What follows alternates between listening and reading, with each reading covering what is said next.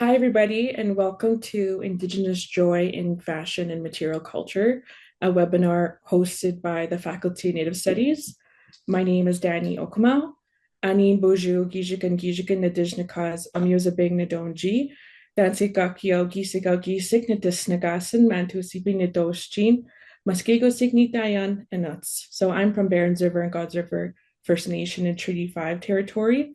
I am the Community Engagement and Alumni Relations Coordinator, and I'm also the co-founder of Namitotan.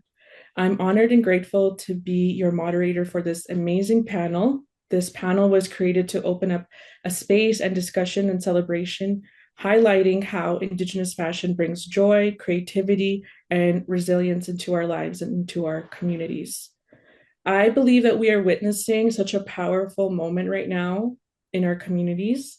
There is a vibrant surge of Indigenous models, graphic designers, traditional artists, and fashion creatives that are being celebrated and uplifted. So let's begin by hearing from our wonderful panelists.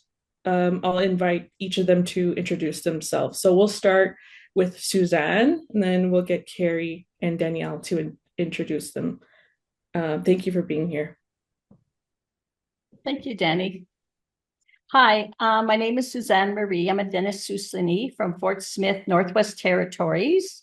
I'm a residential school, three residential schools. I'm a 60s school. I've raised myself since the age of 15, and I was able to go back and take back my culture in my early 30s. And I'm looking forward to sharing what I did with that shortly. Masicho.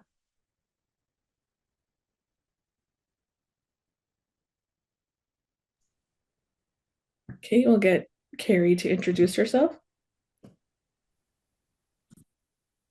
Tanse anin buju, Carrie Okemaw nitis nagason, mantu sipi tusjen. Same parents as Danny. I just wanted to say thank you to the Faculty of Native Studies. I graduated from the U of A with my after degree in education, and I'm here to talk about my art. Except.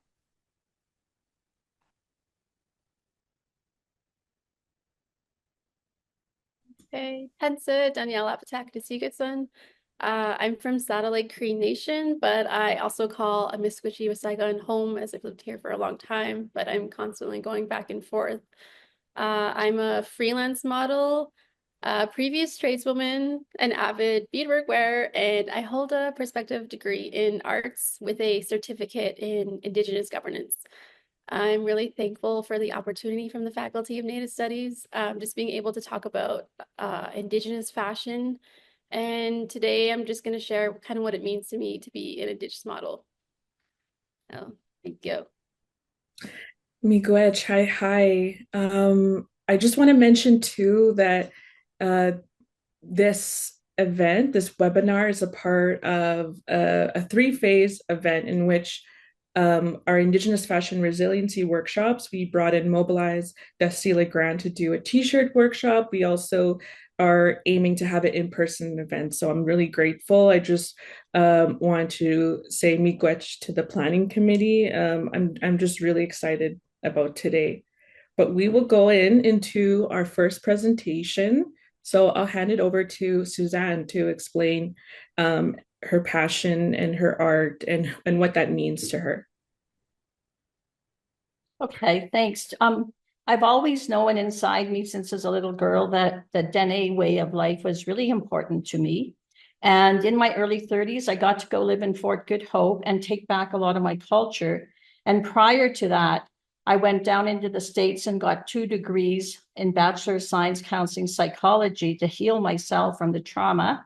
So I've been doing that for over 30 years. And when I cleared that space, I got more creativity. So I'm so excited to share that with you.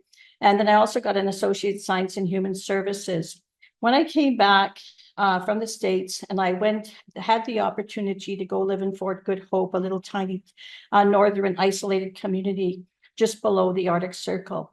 And so that's when I was able to learn from the old people there, like masters, working with traditional foods, harvesting medicines, and so forth.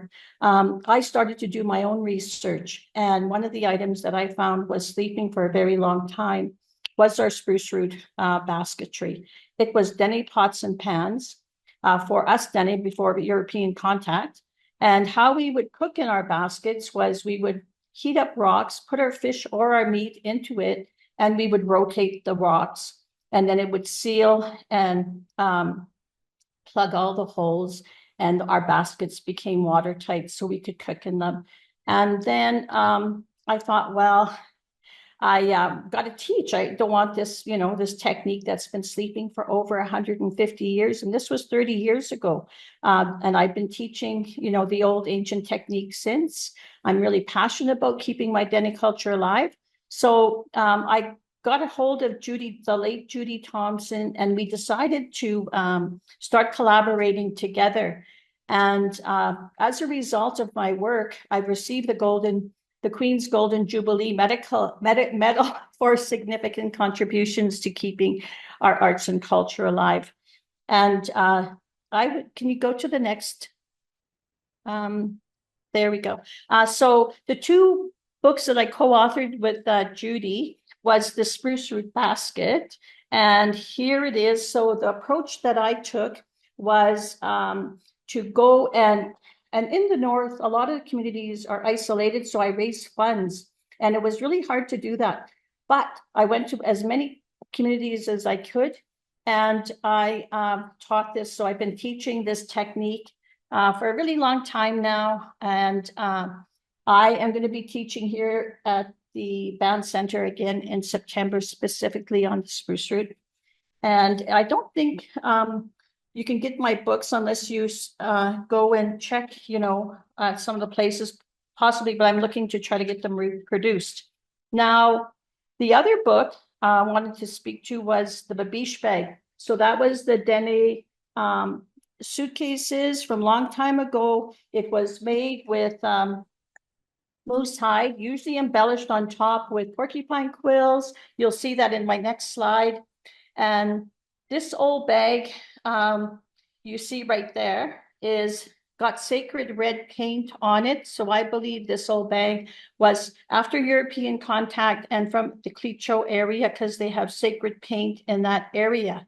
You'll see on the bottom, on the next picture over, I've got the frame. So we use red willow frame, and you can see the porcupine quill on the moose hide. And then the lacing is with babiche. We call it caribou. And if you look to the S, that's a little bit of contemporary art that I've done. So that's got tufting in there, and I color all my own quills and my own tufts. And I like using reindeer, caribou, moose. And so that's just some bling, and had some fun with that piece. Next slide, please. Oh, sorry. What? Oh, thanks. So the new project that I'm working on, and I've been wanting to do this project for a really long time. So I really love reviving some of our ancient old techniques that our ancestors did. And I been wanting to do this old coming out, Dene Susane coming out dress for over 35 years. And I finally got support for that. This dress sits in the Royal Alberta Museum in Edmonton, Alberta. And so I'm currently working on it. And what I found very interesting, because as you go along, little stories will come. I didn't know this was a coming out dress until I got to the museum and saw the documentation on it. And what was really unique about it was a coming out. So when women were becoming a woman from, being a child, and you have your moon cycle.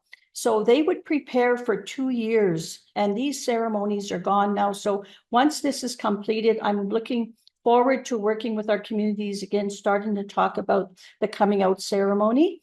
And it took them 2 years, a long time ago. This was made, this outfit, in the early 1800s, and it got into the hands of the museum through, first it started where there was a guy that was renting and he couldn't pay his rent. in the early 1900s, and it ended up in the person that was renting the room. So he gave her this outfit, and then it ended up being documented by Emile Petitot with watercolor and stories, and that was in the mid 1800s. So this is why I think this dress is from the early 1800s. And this was after contact for sure, because of the velvet and the ancient beads and so forth. What made us really distinct, at the bottom of the dress, you're going to see the black and the red melton with the white beads outlined. Well, that's really significant to our people on the Mackenzie River, the Dene. And so when I kept reading it, it said it's a coming out ceremony, a young woman preparing for 2 years to work and harvest traditional foods, medicines, porcupine quills, beadwork at that time. And one thing I wanted to mention about the beads, we didn't make them, but we Indianized them. And at that time, they, didn't have a lot of electric lights. They had maybe candles and, so forth to be able to create these beautiful masterpieces. And so once they came out, and after 2 years, they would be welcomed back into the community with a Dene drum dance. So this is the revitalization that I'm hoping to, look forward to working with our communities and bringing back our ceremonies, or even the knowledge of our ceremonies. And I just want to thank you for allowing me to share my journey. I work a lot with different traditional materials here. I work contemporary and traditional and bring them both together. And I work specifically on traditional items too, like a long time ago, ancient techniques that our ancestors worked with. So thank you very much. Masicho. Miigwech. Thank you so much. So we will get Carrie to kind of share a little bit of her art and of our family. Getting my notes ready. So my journey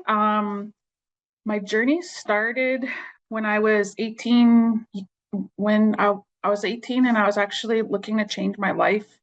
And I met the sweetest, kind and loving elder. And she said to me, "Look, Carrie, if you want to change your life, you have to find a hobby." Because I was telling her, I want to change my life. I want to do better for my family. So the hobby that I chose was crafts. And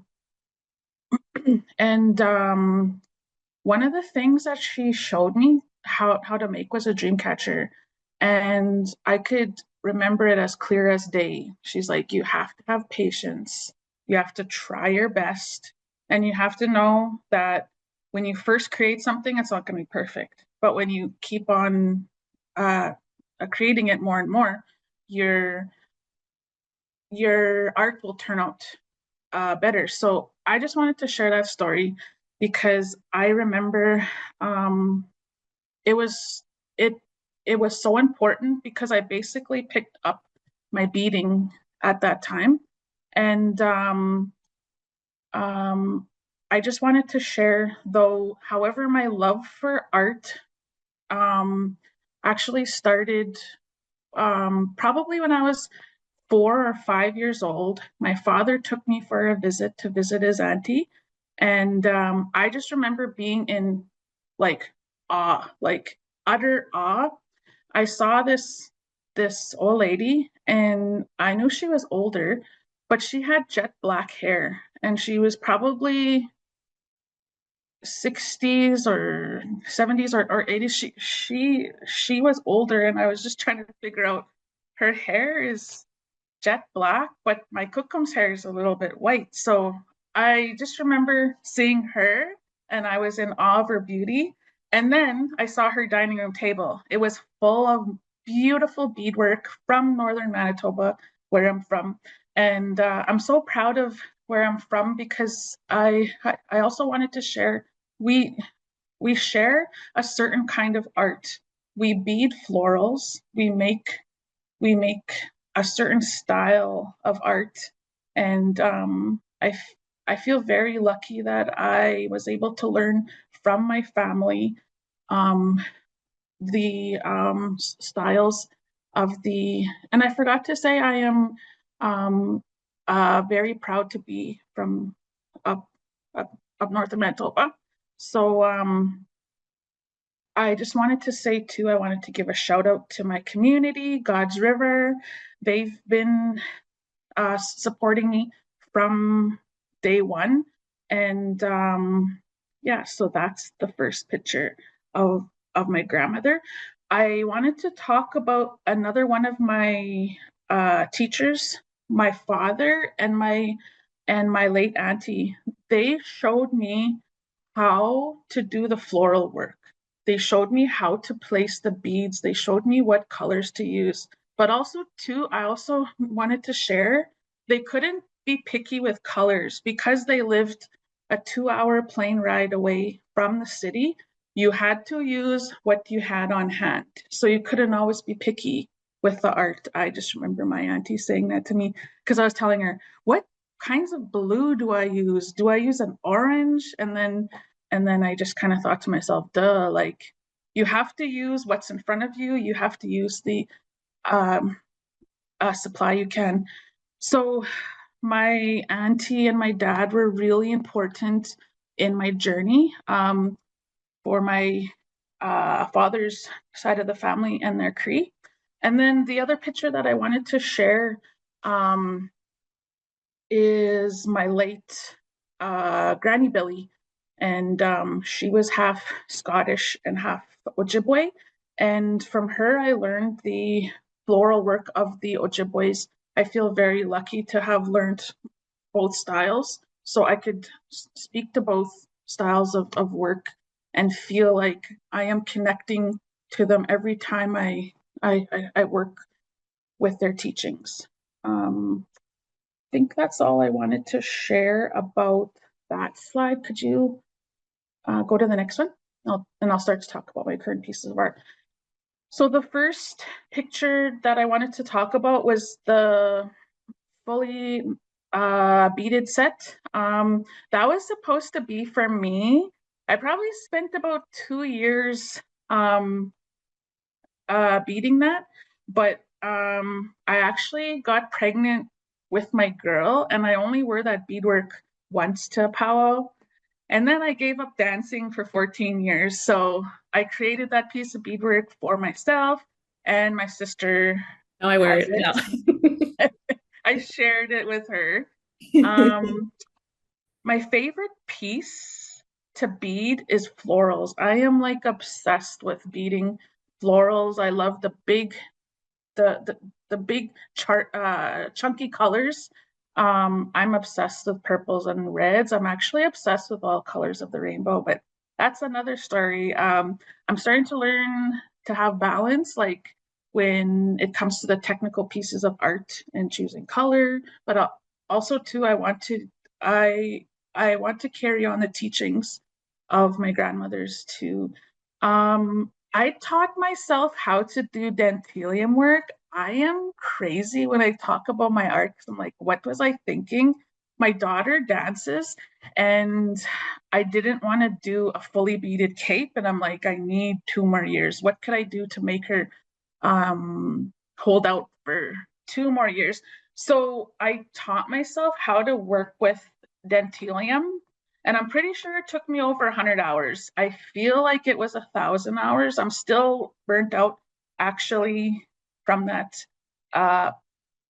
project, but my girl looks so beautiful when she dances in it. The other piece that I wanted to share, actually, how am I doing for time? Do I have time? You got 2 minutes. Oh, 2 minutes, okay. So I'd like to tell another story. Probably one of my more contemporary pieces.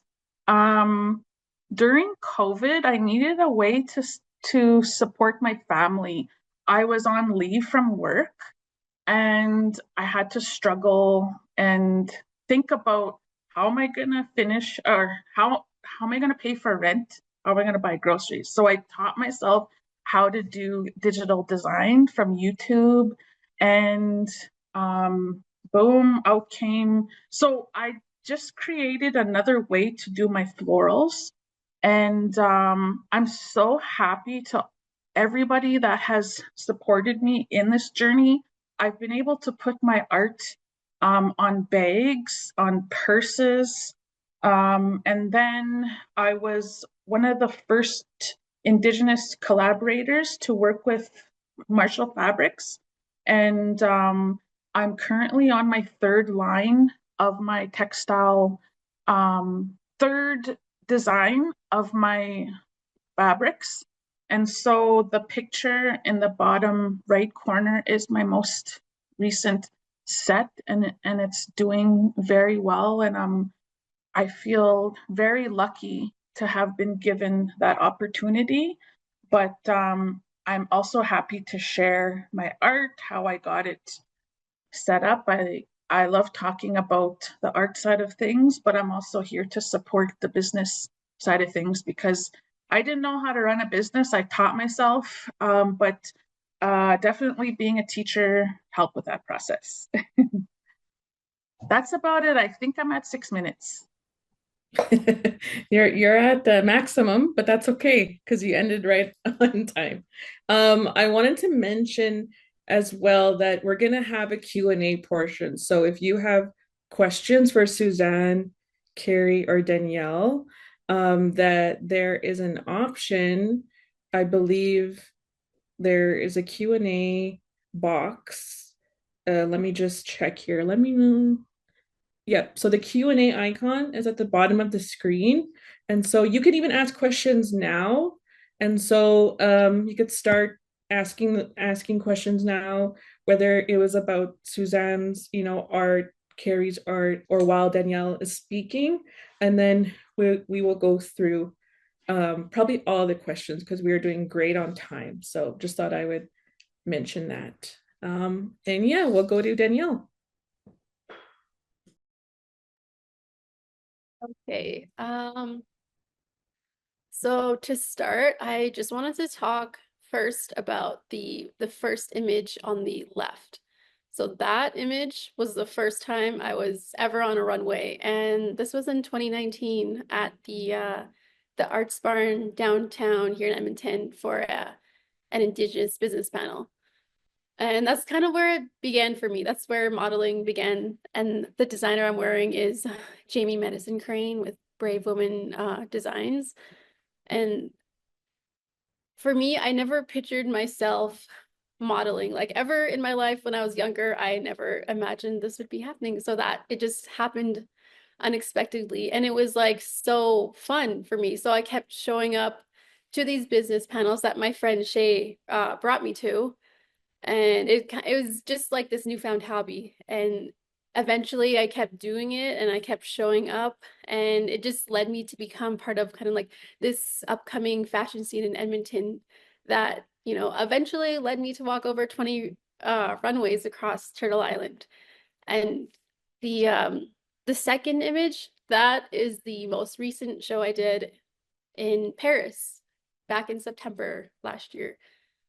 And I have the rest of these images that are kind of just between, then and now. I have the middle is JCat, that's here in Edmonton. The fourth image is in Santa Fe, and the fifth image is New York. And so, yeah, just seeing those images, it was really hard to choose as well. But through fashion, I kind of found this new connection, to my culture, and this new confidence that kind of like allowed me to work along these Indigenous designers and other creatives. And I'm currently unsigned, but that isn't really important to me just because, I'm proud to be able to be part of this, growing fashion industry. Because Indigenous fashion does not abide by the standards, that are typical for the industry. Your height, weight, age, none of these things matter. And that's kind of what keeps me modeling, simply just because it empowers me in a way, that isn't reflective of me alone. So yes, I am the one in those photos, but there's also the designer's clothing that I'm wearing the hair and makeup artists, that helped me make me look amazing, the organizers that put up the show, the backstage manager, and assistants that make the show flow, and the photographer that took the photos. So I see all of this just, reflective of, how much community is important.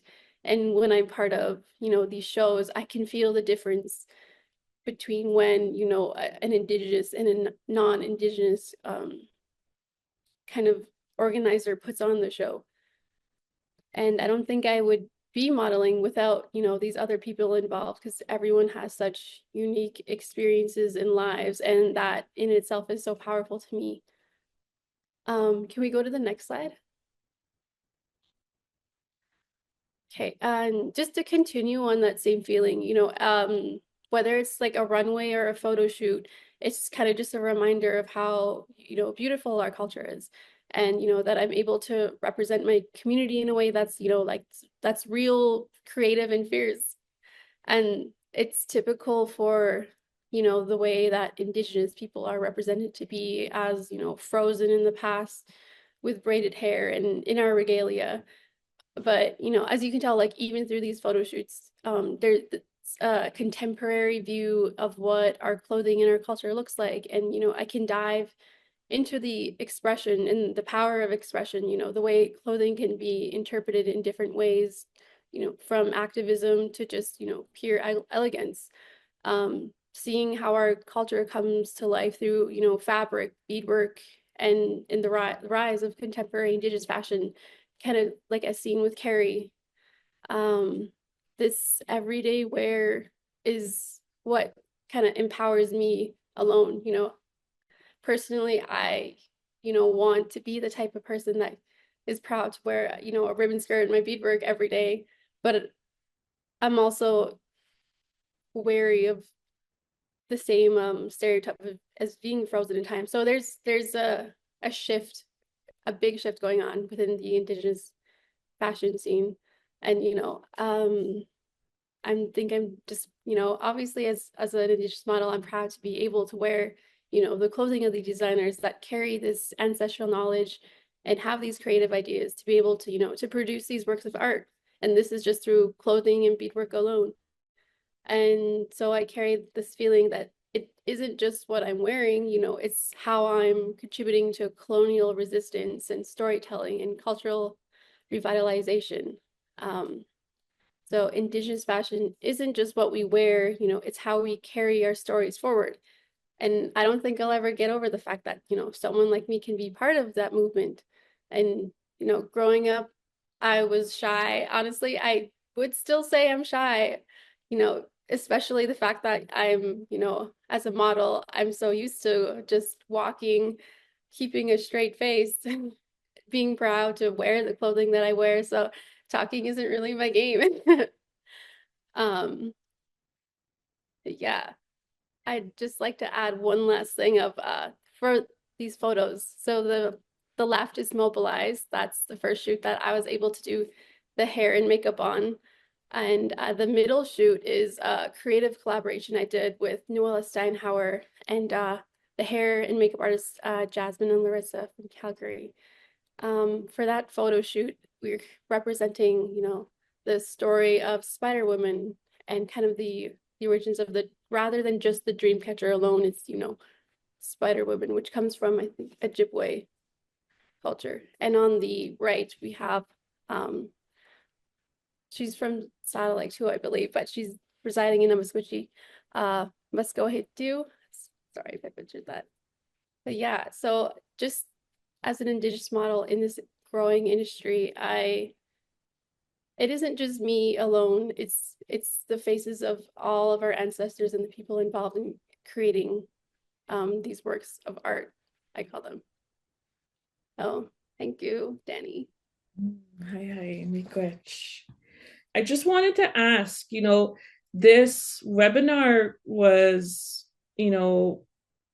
we were having discussions of how much Indigenous fashion in 2025 is everywhere, right? We see markets, we see fashion shows, We see like ribbon skirts on Facebook, waffles, ribbon skirts at round dances, powwows. We see ready to wear lines. And so I just want to ask all of you on, that correlation of how, you know, not even 100 years ago, not even 60 years ago, the way that it was forced on us to have, girls must wear dresses, boys must cut their hair, girls must cut their hair. But now we're living in this beautiful, you know, we're living in this beautiful moment where we can express ourselves in a way that's rooted in our cultural identity. And so I just wanted to ask that open-ended question on how you feel about today's 2025 cultural reclamation, cultural resurgence of, these beautiful designs. So maybe we'll ask Suzan again. We'll go in order, and then while we're discussing this, I'll ask the attendees, to ask your questions, and then we'll go question by question.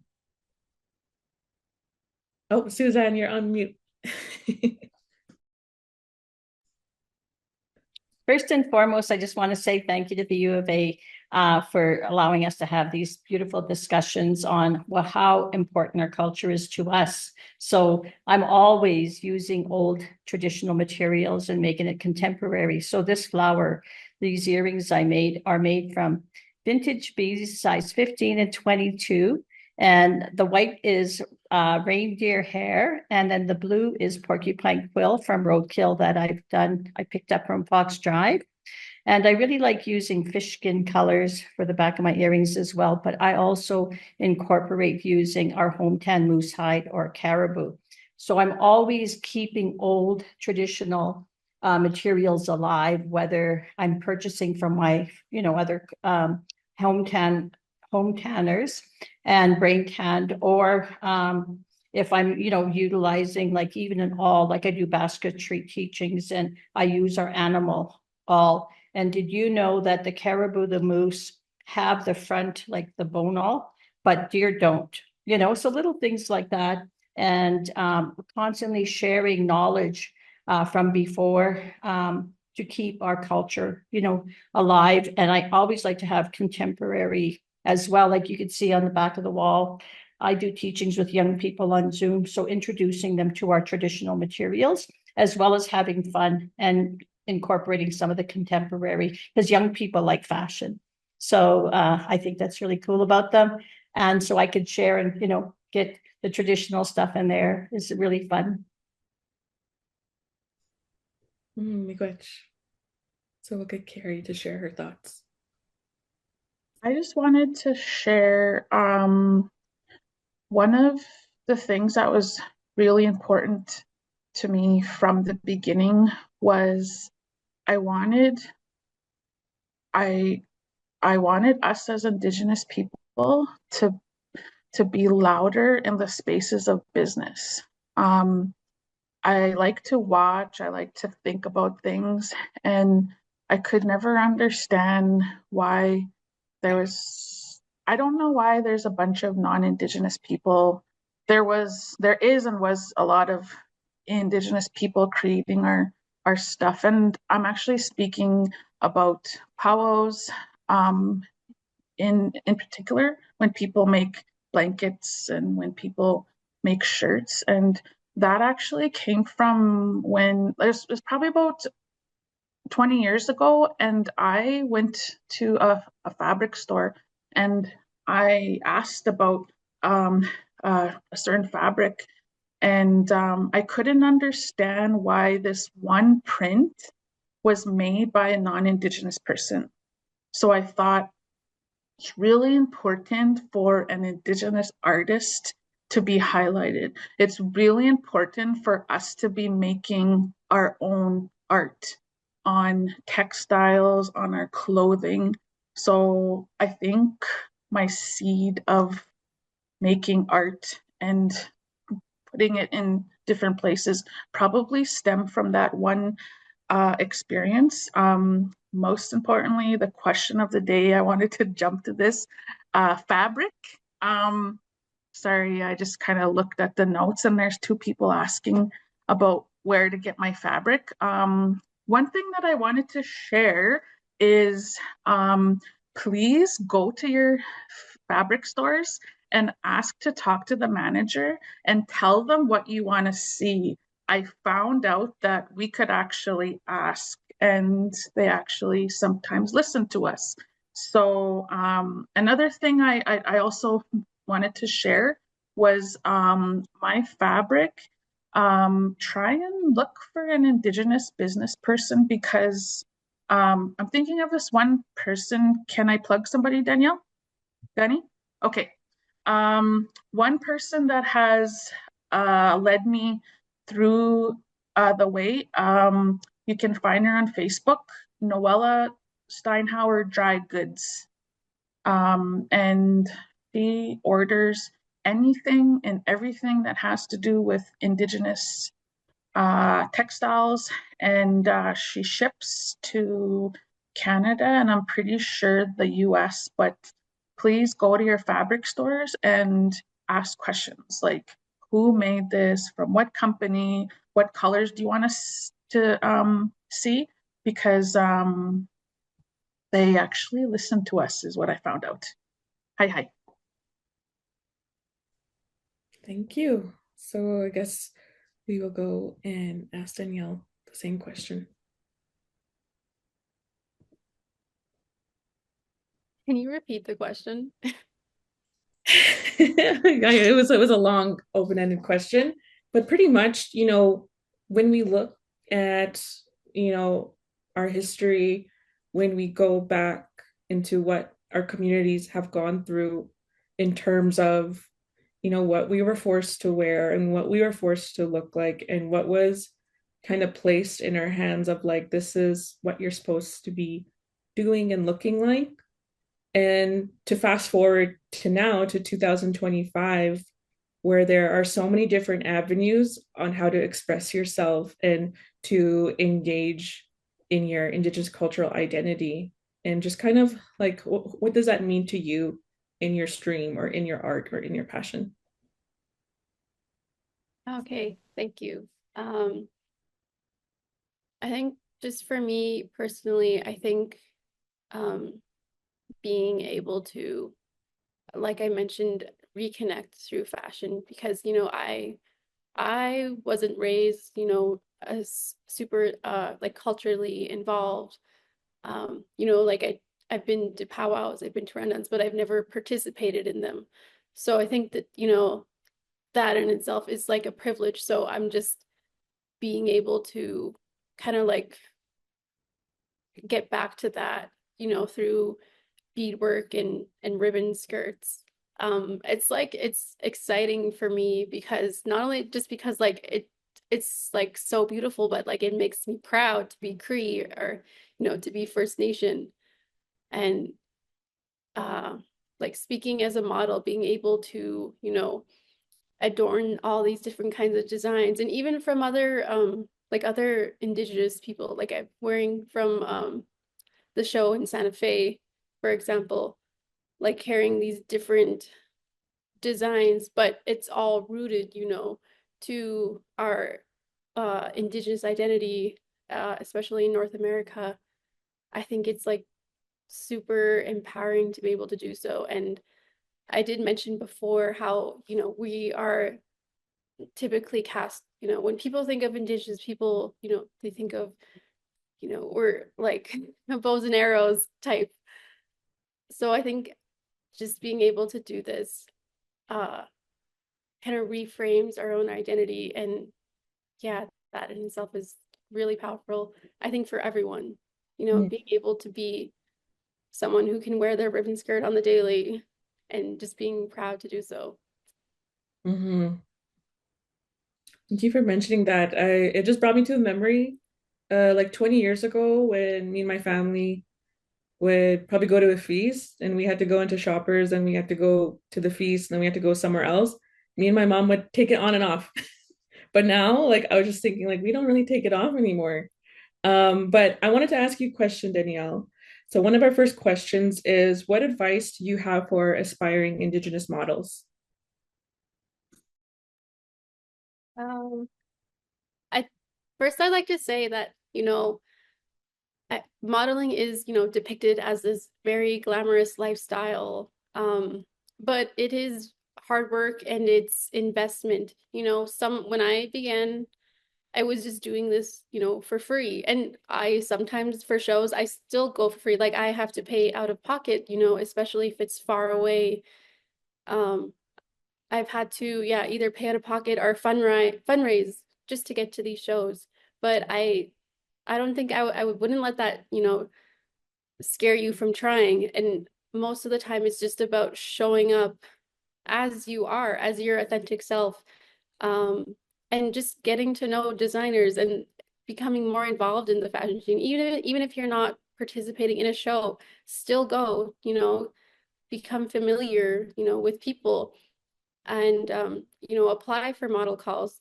Like I've been rejected a lot of times from model calls, but that doesn't stop me from wanting to keep doing what I do.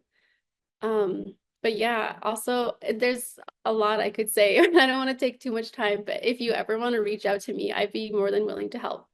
Mm, thank you. So our next question, I think it will be going to Suzan and Carrie. So from Allison, how did you come up with the ideas for your patterns and designs? Are they based on personal stories or traditional inspirations? Um, Thank you for your question. So how I do my florals, if you go to my Instagram, that's Spruce Root Weaver, you'll see a lot of my work, teachings. And I always encourage when I'm teaching that you go and you do some research on your ancestor flowers, like example, this particular Dene floral.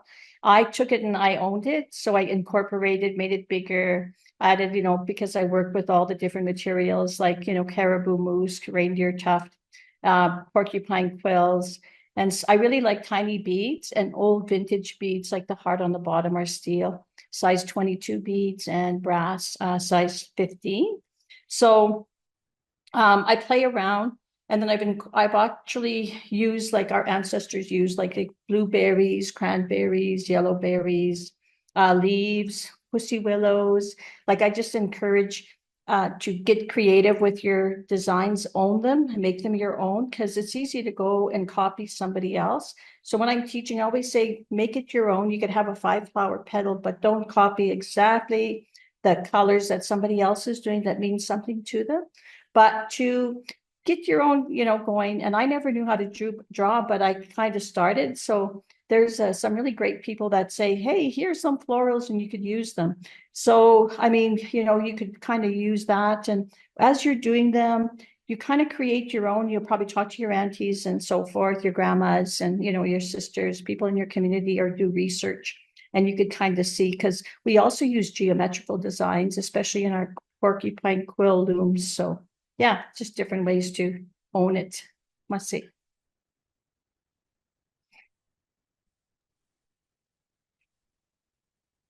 I wanted to share my process. So I basically had the great honor of learning how to bead from my late grandmother and my late auntie. And they showed me how to work with color. And one thing that I hold near and dear is I have a library of florals that my auntie gave me.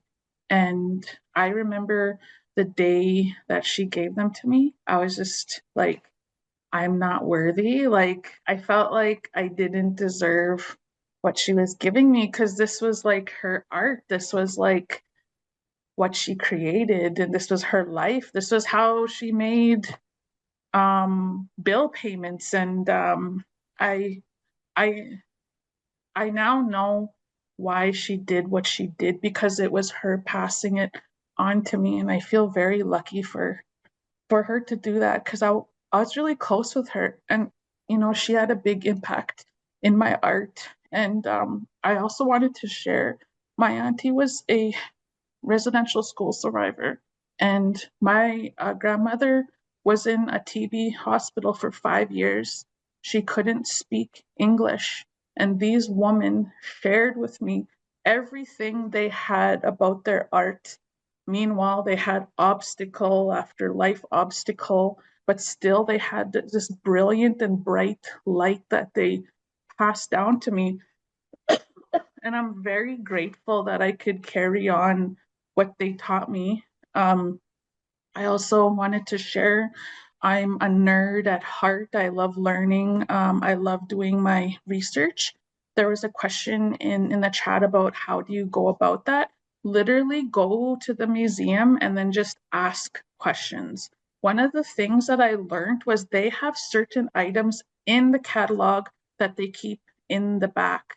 How are we going to know if our ancestors' stuff is there if you don't ask? And I found out it's okay to ask. You tell them where you're from, you tell them who your family is, and you also share, I'm here to start my research.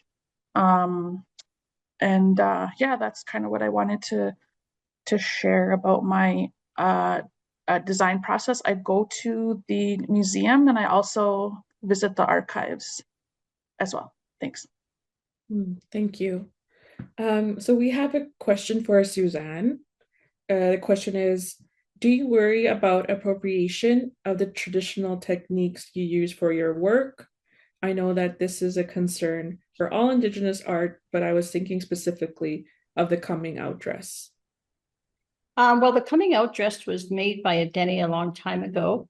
And what's really important is that you add to the story. So an example, when I did the spruce root basketry revival, the technique was sleeping over 150 years ago, and none of our elders knew about it. And I revived this technique over 30 years ago and put it into a book form, so it would never be asleep again.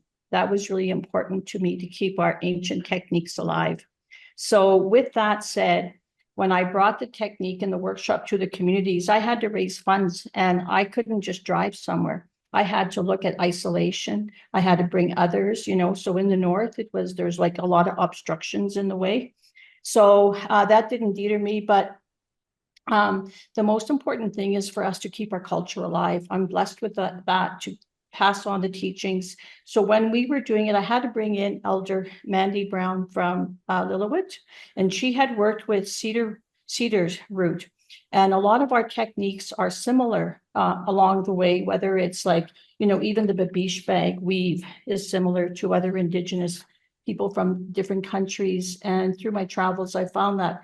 But what I did was I got pictures from Judy that was our Dene baskets, not from the BC, from Mandy's area, but we worked together, we collaborated to bring that technique back and harvest our spruce root. And that's only seasonal. It's a lot harder to work with spruce root and harvest. So with that said, we had our pictures and then we started to create our Dene designs. So with that now, if say a non-Indigenous came and started to make this and sell it, I would be very upset about it because we're the artists, we're the Indigenous. And do I have trouble with non-Indigenous creating, tufting on moose hide and selling it? I don't mind teaching for knowledge sharing, but not to go and reproduce and take from our market, which is really important, like Carrie says.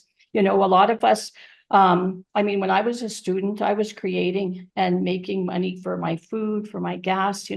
I was paying 60-40% in the States when I was doing my degrees down there. So yeah, I'm really sensitive about that. And I really honor and respect all of us at all ages, bringing back our culture, working with our materials and recognizing and supporting each of us. So yeah, thank you. Thank you. So the next question is for Danielle. How did you fundraise or financially support yourself when traveling for modeling gigs or attending big events, especially in the beginning? And how did you start getting opportunities to work on other fashion projects? Did people reach out to you? Did people, sorry, I lost the question. Let's just go from there. Did people reach out to you? And also too, like when you're speaking, Danielle, I think you're also supporting Indigenous designers' work. You're supporting Indigenous makeup artists' work, Indigenous hairstylists. Like it's like a collective amalgamation of everybody supporting each other. And I think when you're speaking about working with all these, Indigenous photographers, it's just such a beautiful, amalgamation of, Indigenous resistance and resilience and joy. So I just thought I would share that with you. But yeah. Thank you for that, Danny. Yeah, I completely agree. It's a lot of collaborative work.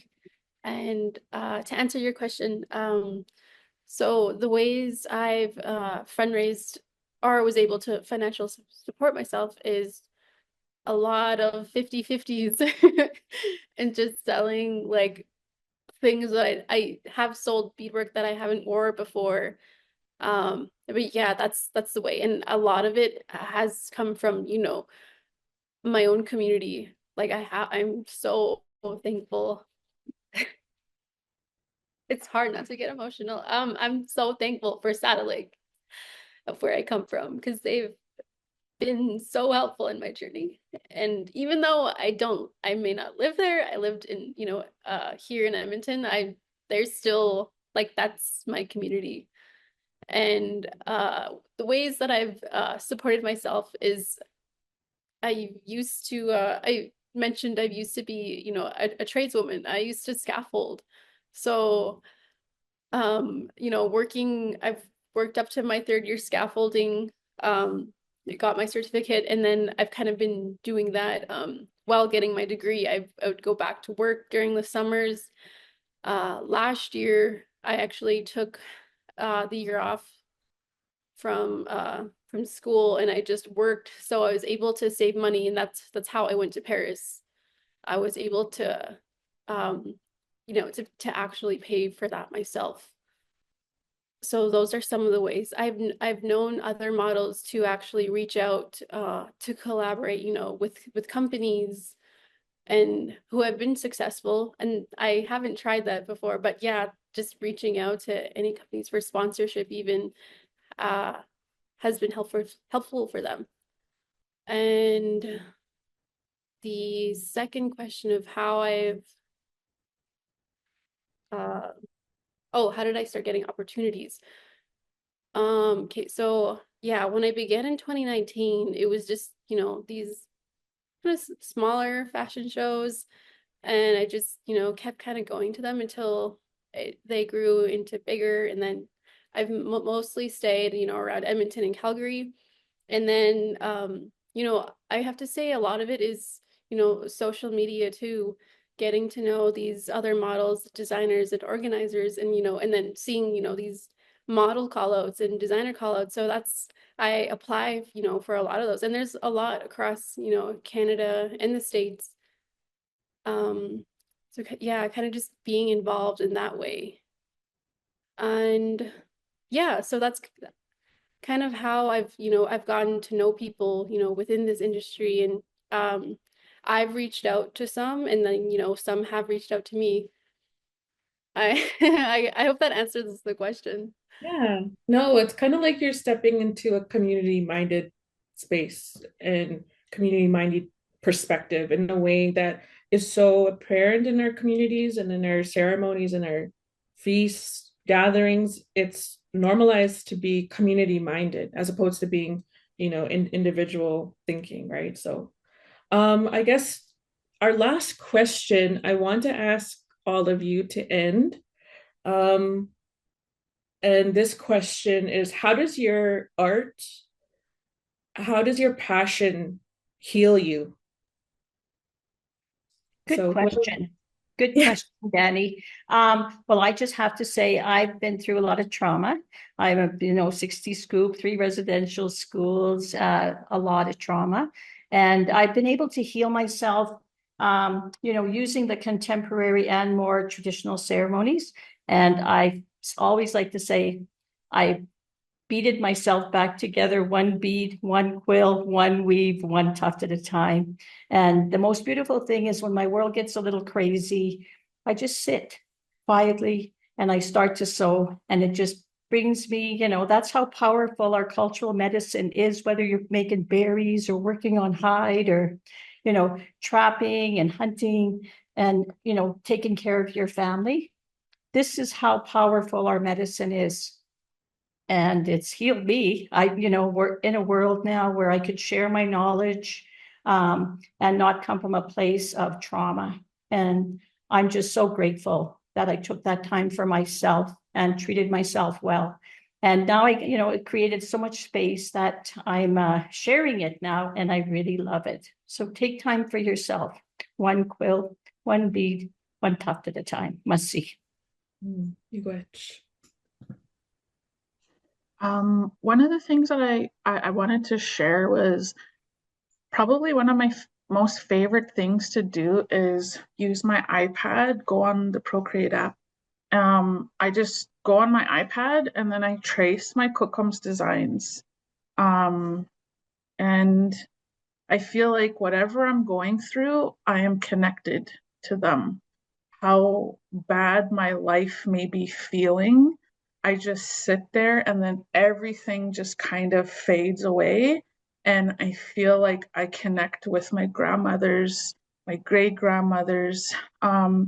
That actually came from one of the teachings that I got from my fellow bead worker, Nipi. Nipi, I forgot her last name, from Ontario. Her social media, her Facebook name is Nipi Ken Hunt. Yeah. Nipi, yeah. And I was like getting really frustrated with a piece that I was working on. I can't remember if I was sewing or beading. And she's like, Carrie, just take a break and smudge and ask the grandmothers to help you. So that's one of the things that I also use too. And I feel like when I can get into the art mode, I like to listen to music. I put on the smudge, throw on a pot of coffee. Just joking, I have a Keurig, so I make myself a cup of tea or coffee, and I just sit with my art and I just make items. One of the things that I do want to share too is with my healing and my art. I feel like it's kind of connected as I sing. I go to powwows, I go to round dances, and I sing, and I just like I sing with everything I have, sing with my heart, have an open mind, and that's one of the ways that I heal myself. Um, Really quickly, I saw this question. I'm just gonna say go to fashion school. I feel like more of our designers need to know the technical side of the business. Sorry, I saw a question there. How could I become a textile designer? If I could do things all over again, I would have took the 2 years to go to college to get my I think it's fashion degree. But yeah, that's one thing I wish I would have done 10 years ago. Thank you.